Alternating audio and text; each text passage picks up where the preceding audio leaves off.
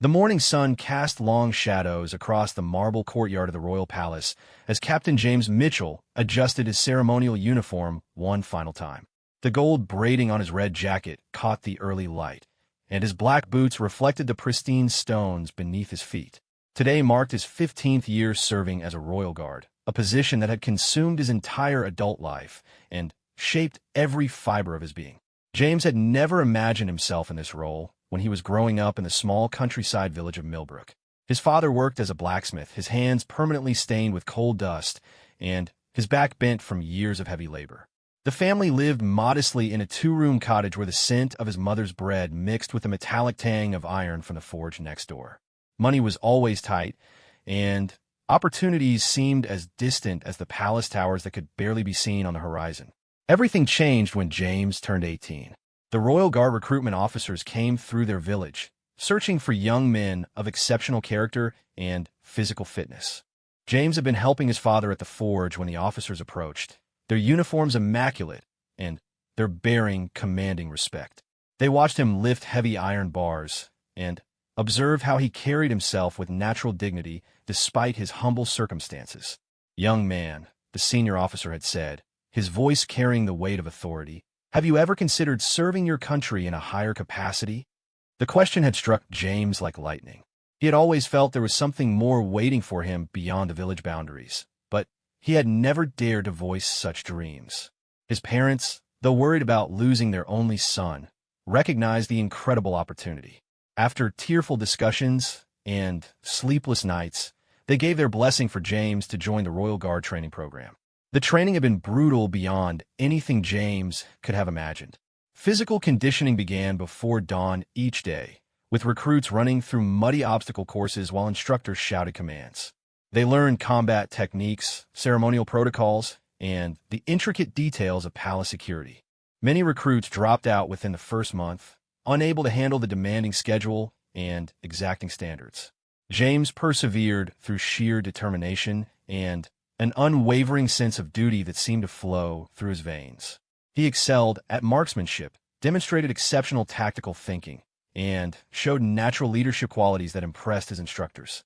More importantly, he developed an almost spiritual connection to the responsibility of protecting the royal family and preserving the traditions that had guided their nation for centuries.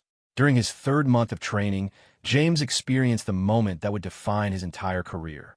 The recruits had been assembled for their first ceremonial guard duty at the palace gates. As James stood at attention, watching the changing of the guard ceremony, he felt something profound shift within him. The precision of the movements, the weight of history in every gesture, and the honor of being entrusted with such sacred duties filled him with purpose he had never known existed. From that day forward, James threw himself into his training with renewed intensity. He studied the genealogies of the royal family, memorized every protocol and tradition, and practiced ceremonial movements until they became as natural as breathing. His instructors noticed his dedication and began grooming him for leadership positions within the guard. After completing his initial training, James was assigned to the palace's outer perimeter security. He spent countless hours walking the grounds, learning every entrance and exit, every hiding spot and vantage point. He studied the routines of staff members, delivery personnel, and visiting dignitaries. His attention to detail was legendary among his peers, and he could spot anything out of place from 50 meters away. The royal family had always been more than distant figures to James. During his early years of service, he had numerous brief interactions with them that revealed their humanity beneath the crown and ceremony. Queen Elizabeth was gracious and kind, always acknowledging the guards with genuine warmth. Prince William had once stopped to ask James about his family when he noticed a letter from home in his jacket pocket. Princess Catherine had thanked him personally after he had discreetly handled a situation involving an overly aggressive photographer. These interactions deepened James's commitment to his role. He wasn't just protecting symbols of state. He was protecting real people who had shown him kindness and respect despite the vast difference in their social positions. The royal family treated the guards as valued members of their extended household rather than mere servants, and this personal connection made James's dedication absolute. Over the years, James had witnessed moments of great joy and profound sorrow within the palace walls. He had been on duty during royal births, watching as the palace erupted in celebration, and joy spread throughout the kingdom. He had also stood guard during times of national mourning, maintaining his post even as tears streamed down his face behind his stoic expression. The most challenging period of James's career had come during the terrorist threats of recent years. The security protocols had become increasingly complex, and the guards had to remain constantly vigilant without allowing their heightened awareness to show. James had personally thwarted two serious security breaches, once tackling an intruder who had somehow made it past the outer defenses, and another time identifying a suspicious package that turned out to contain explosive materials. His heroism during these incidents had earned him rapid promotions and the deep respect of his fellow guards. At 33, James had achieved the rank of captain, making him one of the youngest officers ever to reach such a position. He now oversaw a team of 24 guards and was responsible for coordinating security during high-profile state visits and ceremonial events. The responsibility weighed heavily on James's shoulders, but he wore it with pride. Every morning, he would arrive at the palace 2 hours before his shift began, walking the grounds and reviewing security reports from the previous night. He knew the names and backgrounds of every person who worked within the palace complex, from his senior advisors to the newest kitchen staff. His vigilance had become legendary, and many considered him the most dedicated guard in the palace's modern history. James's personal life had suffered somewhat due to his total commitment to his duties. He had been engaged once to a lovely woman named Sarah, whom he had met during a rare weekend leave. However, the demands of his position and his unwillingness to prioritize anything above his duty had eventually strained their relationship beyond repair. Sarah had tearfully explained that she felt like she was competing with the crown itself for his attention, and she wasn't wrong. The breakup had been devastating for James, but it had also clarified his priorities. He realized that his service to the royal family wasn't just his job. It was his calling, his identity, and his deepest source of meaning. He had made peace with the sacrifices required, and found fulfillment in the knowledge that his dedication made a real difference in protecting people he had come to love and respect. On this particular morning, James felt the familiar surge of pride as he took his position at the main palace entrance. The state visit from a Moldovan delegation was scheduled to begin in 2 hours, and every detail had been meticulously planned and rehearsed. The visiting officials would be received with full ceremonial honors, including the traditional changing of the guard and a formal inspection of the troops. James had spent weeks preparing for this visit, studying the backgrounds of each delegate and coordinating security measures with local law enforcement agencies. The Moldovan Minister of Defense, General Viktor Petrov, had a reputation for being demanding and somewhat difficult, but James was confident that everything would proceed smoothly. As he adjusted his white gloves and checked his ceremonial sword one final time, James reflected on how far he had come from that small village forge. His parents had passed away 3 years earlier, but they had lived long enough to see him receive his captain's commission. The pride in their eyes during that ceremony had meant more to him than any medal or recognition he might ever receive. The palace grounds began to show signs of increased activity as staff members prepared for the arrival of the delegation. James could see his fellow guards taking their positions throughout the complex, each one a testament to the same dedication and training that had shaped his own character. They moved with practiced precision, their red uniforms creating splashes of color against the ancient stone walls. James's radio crackled with updates from the security command center.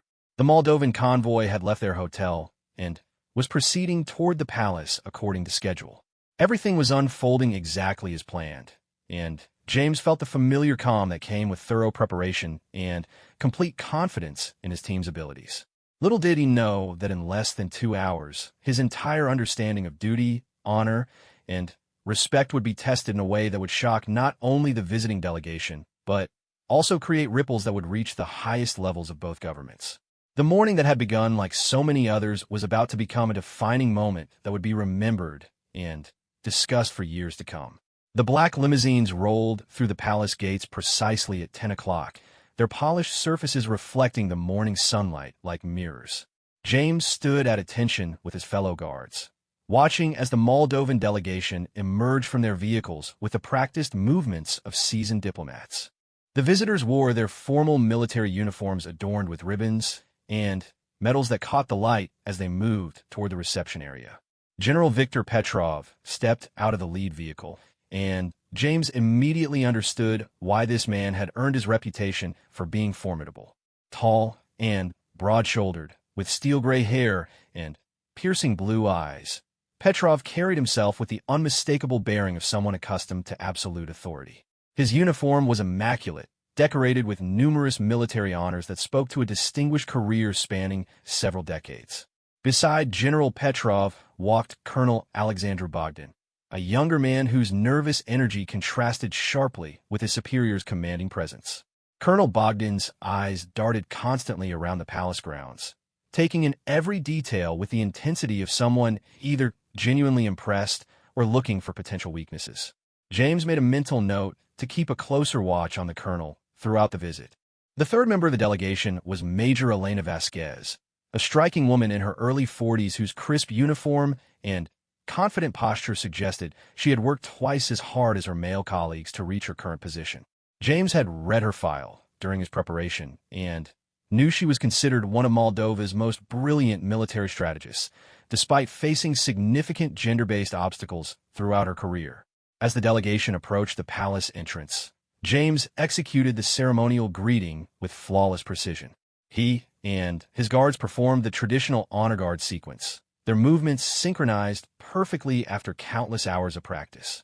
The visiting officials paused to observe the ceremony, and James noticed General Petrov's expression shifting from formal politeness to something approaching genuine appreciation for the display of military discipline. The formal reception proceeded smoothly through the first hour.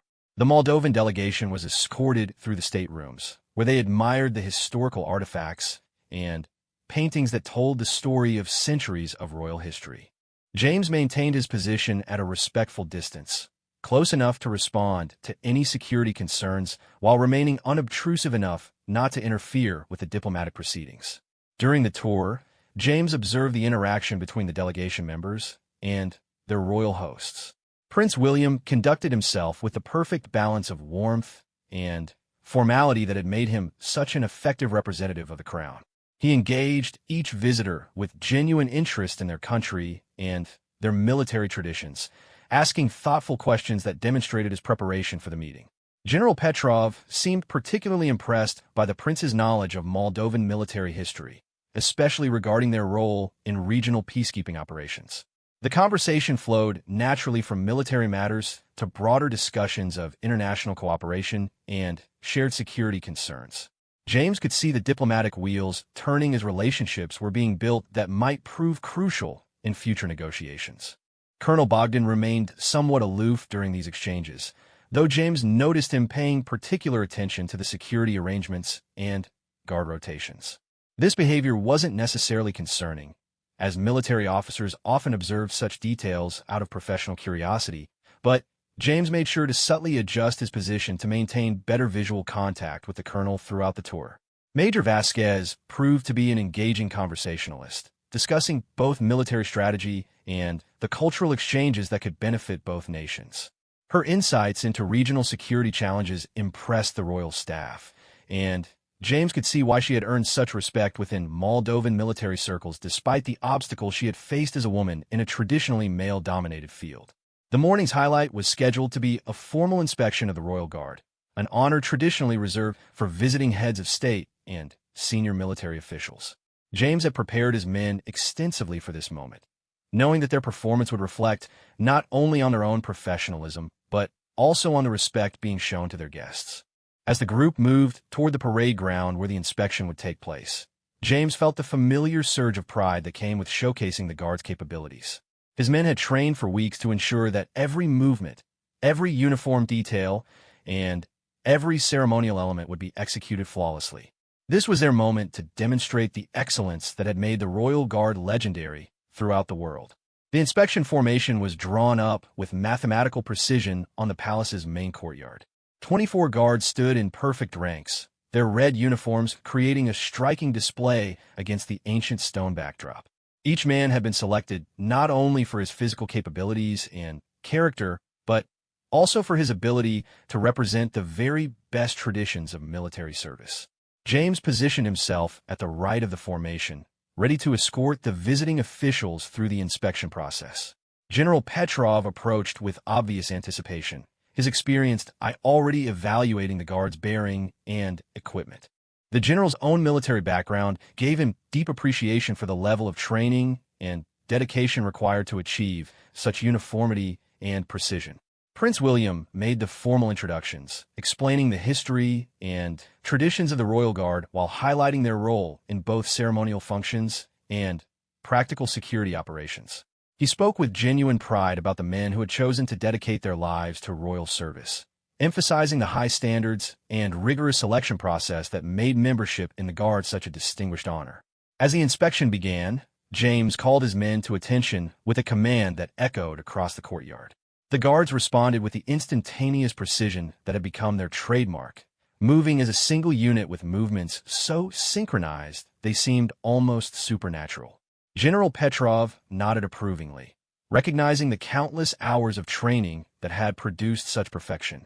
The general began walking slowly down the line of guards, examining each man's uniform, bearing, and equipment with the practiced eye of a career military officer. He paused occasionally to ask questions about training procedures or service requirements, which James answered with concise professionalism while maintaining his position at the general's side.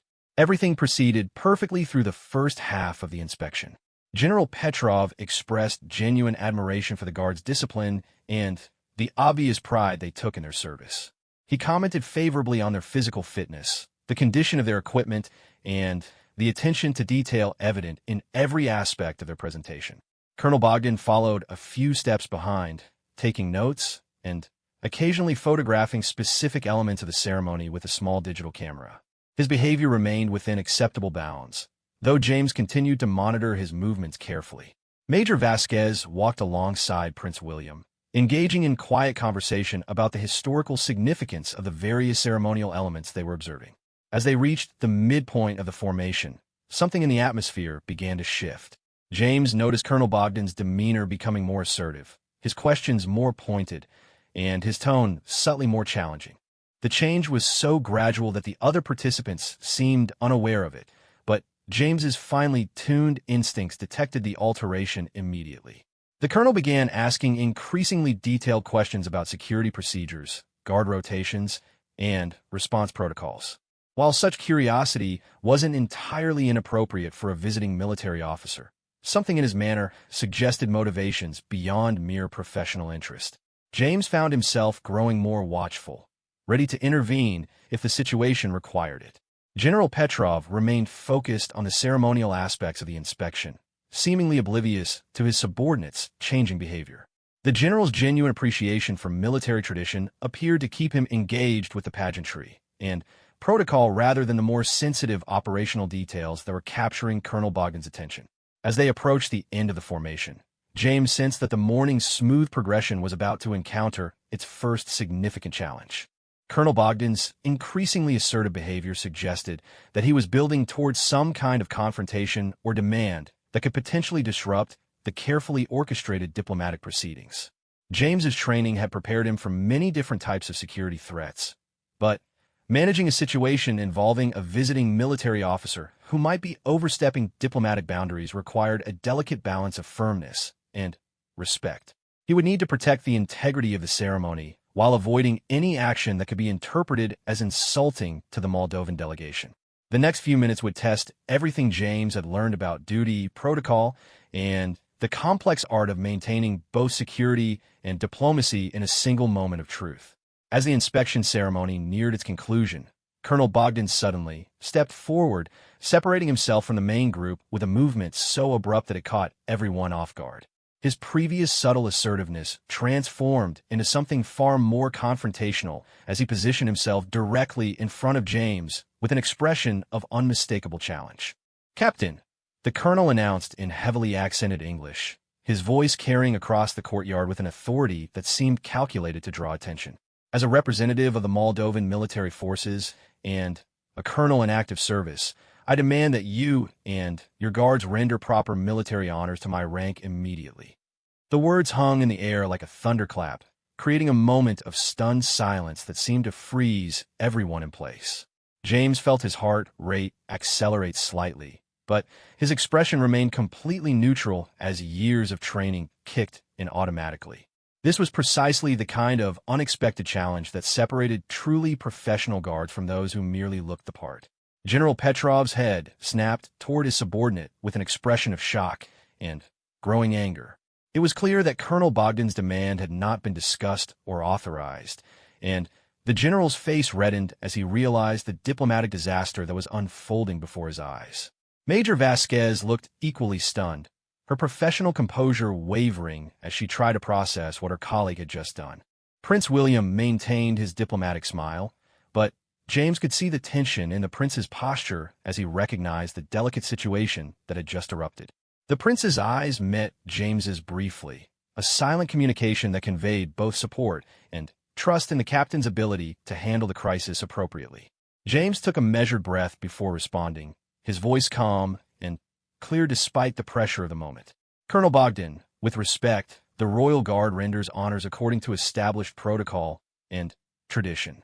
We salute our sovereign, members of the royal family, and our direct military superiors within the British command structure. These protocols have been established through centuries of tradition and are not subject to modification during diplomatic visits. The colonel's face flushed with anger at what he perceived as a rejection of his authority. You refuse to acknowledge my rank? I am a colonel, and you are merely a captain. Military protocol demands that junior officers salute their superiors, regardless of nationality. Your arrogance dishonors not only me, but the Moldovan military forces I represent. James could feel the eyes of everyone present focused on him, waiting to see how he would handle this unprecedented challenge to both his authority and the traditions he had sworn to uphold.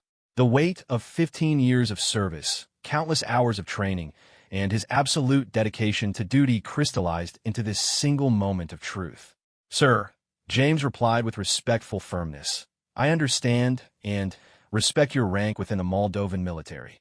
However, as a member of the Royal Guard, my allegiance and military obligations are to the Crown and the United Kingdom. We operate under British military law and tradition, which does not require us to salute foreign officers, regardless of rank. This is not a matter of disrespect, but of established protocol that governs our conduct. Colonel Bogdan's anger intensified, and he stepped closer to James, clearly attempting to use his physical presence to intimidate the younger man. This is an insult that I will not tolerate.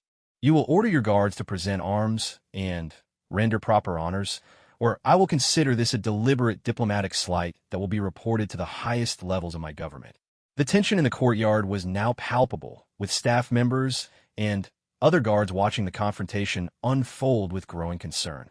James remained perfectly still, his posture exemplifying the discipline and control that had made him such an exceptional guard.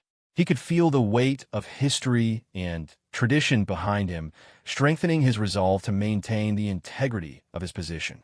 General Petrov, finally, found his voice, stepping forward with obvious embarrassment and anger directed at his subordinate. Colonel Bogdan, you are out of line.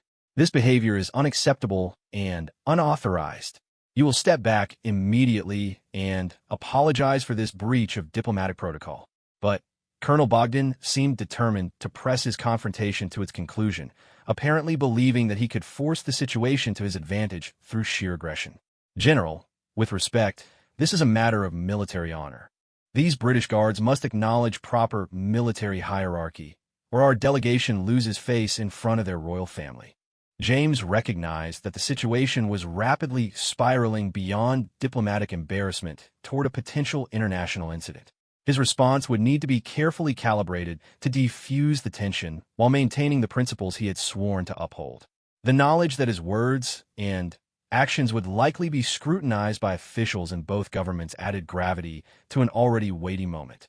Colonel, James said, his voice remaining steady despite the pressure, I propose a solution that may address your concerns while respecting the protocols that govern my service. If you would like to inspect our ceremonial procedures, I can demonstrate the honors we render to visiting dignitaries within our established traditions. This would allow you to observe our military discipline while maintaining the integrity of both our positions. The offer was diplomatically brilliant, providing Colonel Bogdan with a face-saving alternative while avoiding any compromise of Royal Guard protocol. It demonstrated respect for the visitor's position while firmly maintaining the boundaries that James was sworn to protect. The proposal showed the kind of strategic thinking that had earned James his rapid promotion through the ranks. However, Colonel Bogdan seemed determined to pursue confrontation rather than resolution. "I do not want a demonstration. I want proper military honors rendered to my rank. Your refusal constitutes insubordination and disrespect that cannot be overlooked or explained away with ceremonial alternatives." At this point, James realized that Colonel Bogdan was either operating under a fundamental misunderstanding of international military protocol or was deliberately creating a confrontation for reasons that remained unclear. Either way, the colonel's behavior was threatening to undermine the entire purpose of the diplomatic visit and potentially damage relations between the two countries. James's mind raced through his options, weighing the potential consequences of various responses. He could not and would not compromise the principles of his service, but he also needed to find a way to defuse the situation before it escalated further. The presence of Prince William added another layer of complexity, as any mishandling of the situation could reflect poorly on the royal family and the institution they represented.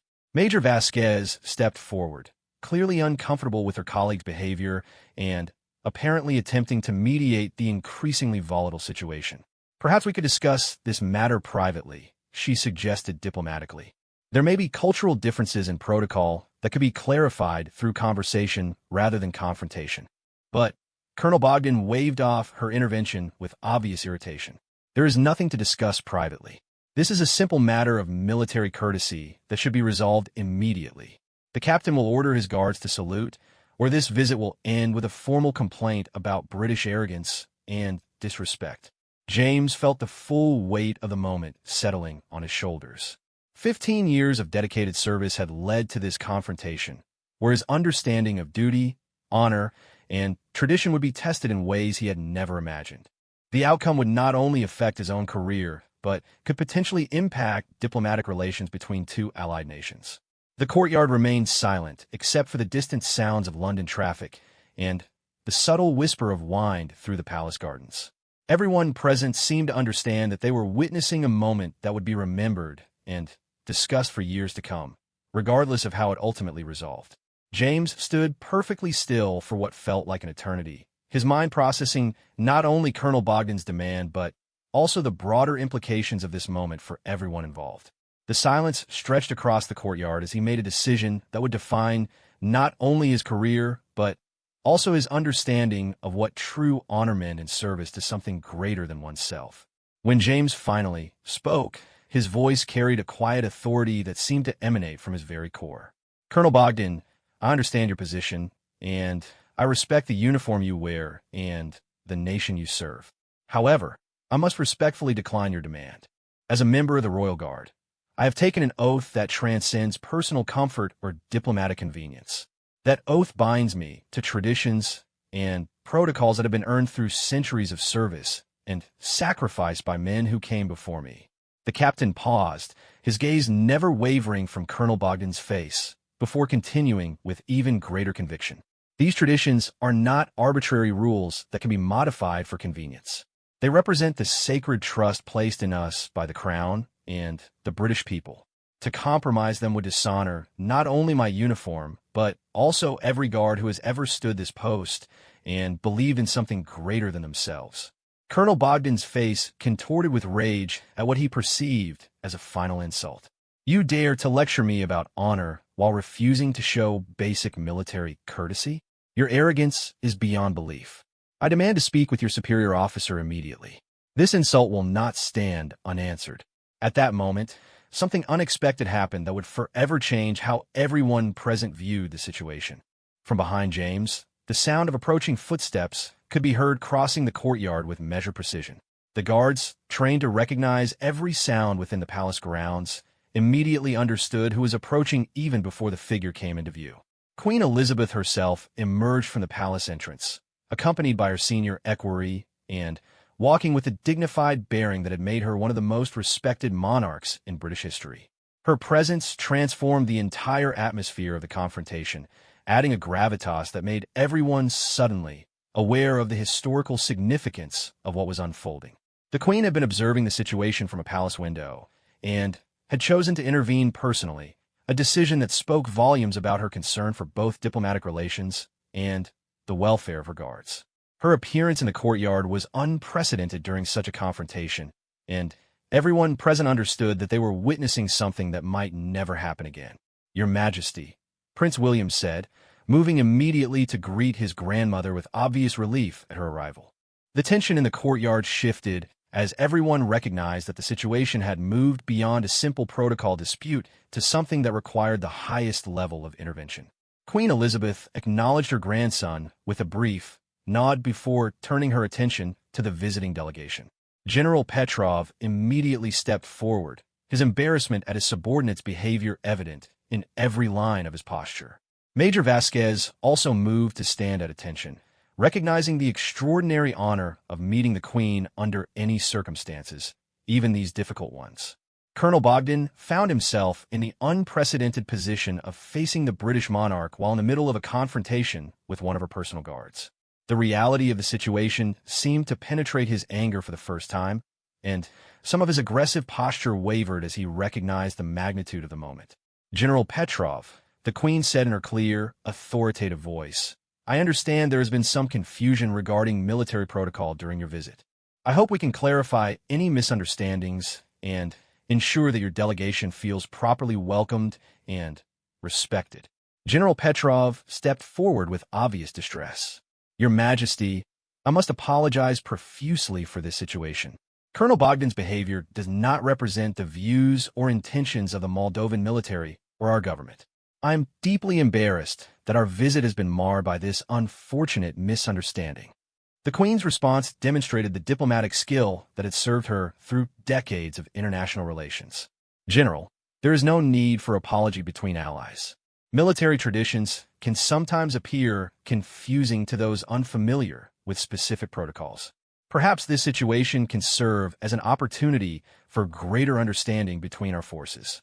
Turning to James, the Queen addressed him directly for the first time. "Captain Mitchell, would you please explain to our guests the historical basis for the Royal Guard's ceremonial protocols? I believe education rather than confrontation will serve everyone's interests better." James felt a surge of pride and gratitude at the Queen's support, recognizing that her intervention had provided him with an opportunity to explain his position from a position of strength rather than defiance. Her presence validated his decision to uphold the Guard traditions while offering a path forward that could preserve everyone's dignity. "Your Majesty," James replied with a precision that reflected his years of training.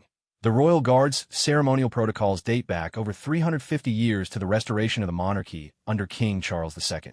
Our traditions regarding salutes and honors were established to maintain clear lines of authority and allegiance within the British military structure."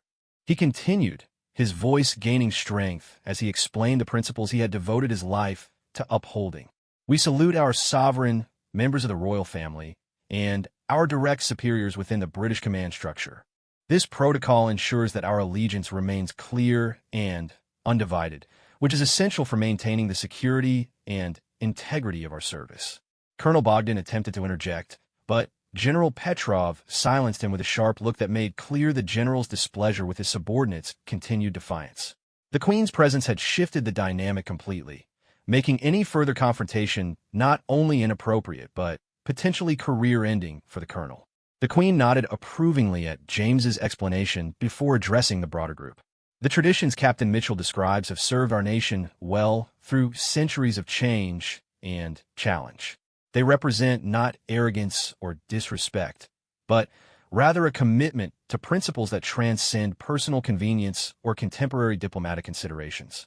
She then turned specifically to Colonel Bogdan, her voice carrying both authority and the wisdom of decades of experience in managing international relations. "Colonel, I hope you can understand that military traditions serve important purposes beyond mere ceremony. They provide stability, identity, and continuity that enable armed forces to function effectively even in times of great stress or change." The Queen's words carried implicit criticism of the colonel's behavior, while offering him an opportunity to retreat from his position with some measure of dignity intact. Her intervention had transformed the confrontation from a test of wills between individual officers into a teachable moment about the importance of respecting different military traditions and protocols. General Petrov seized the opportunity to begin damage control for his delegation's reputation. Your Majesty, we are honored to learn about these important traditions.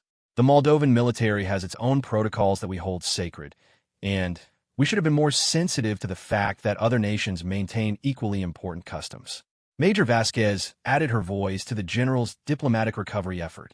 We are grateful for this educational opportunity and for the patience shown by Captain Mitchell and the Royal Guard in explaining their protocols. This experience will help us understand and respect British military traditions in future interactions.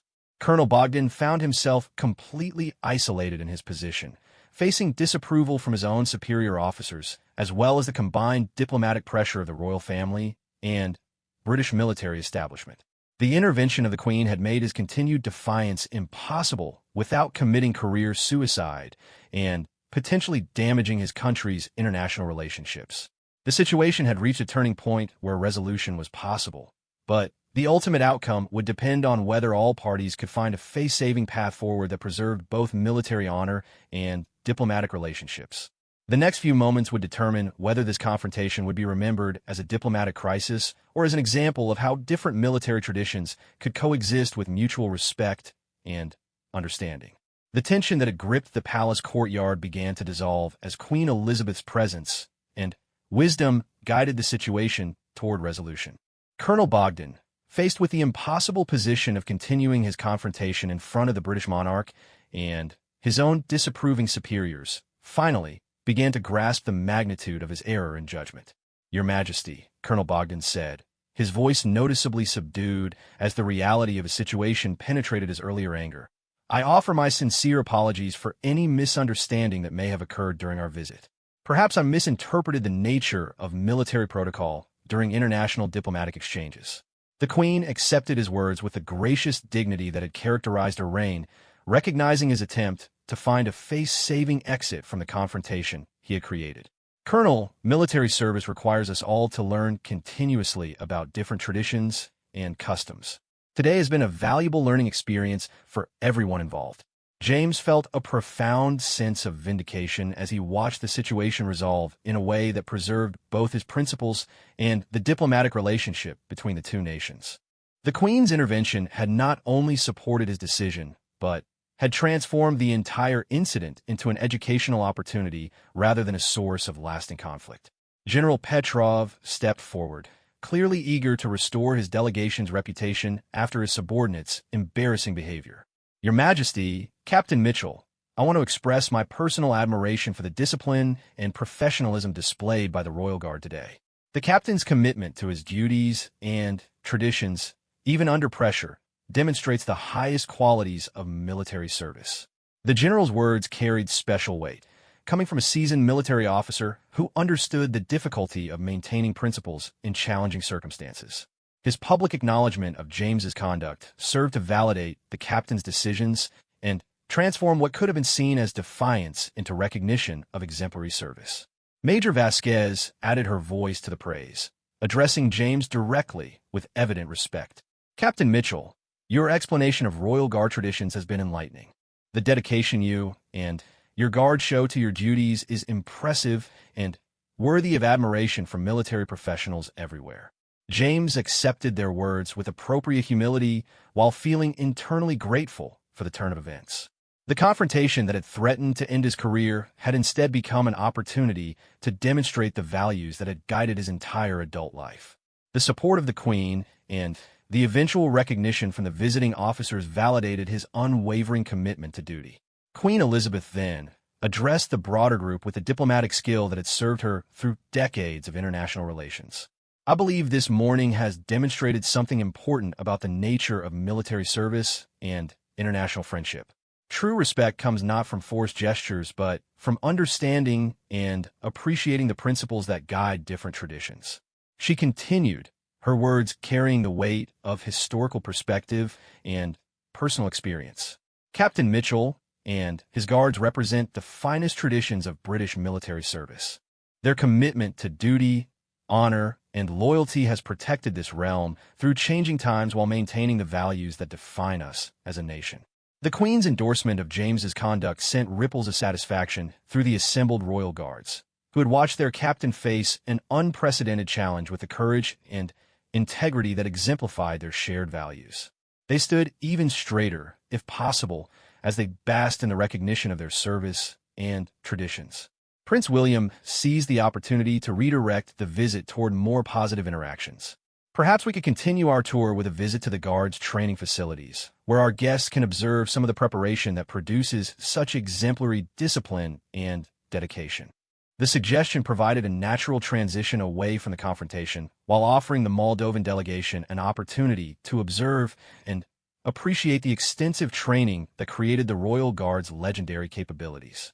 It transformed the remainder of the visit from potential diplomatic damage control into genuine cultural and military exchange. As the group began moving toward the training areas, James found himself walking beside General Petrov, who spoke quietly but sincerely. "Captain, I want you to know that your conduct today has earned my personal respect. Military service requires difficult decisions, and you made the right choice even when it would have been easier to compromise." The general's private acknowledgement meant more to James than any public ceremony could have. Recognition from a fellow military professional who understood the pressures and principles involved in such situations validated not only his actions, but also the entire philosophy that had guided his service to the crown. Colonel Bogdan remained subdued throughout the remainder of the visit, clearly understanding that his behavior had damaged his standing with his own superiors as well as his hosts. His attempt to assert dominance through confrontation had backfired completely, demonstrating the importance of understanding cultural and institutional context before making demands.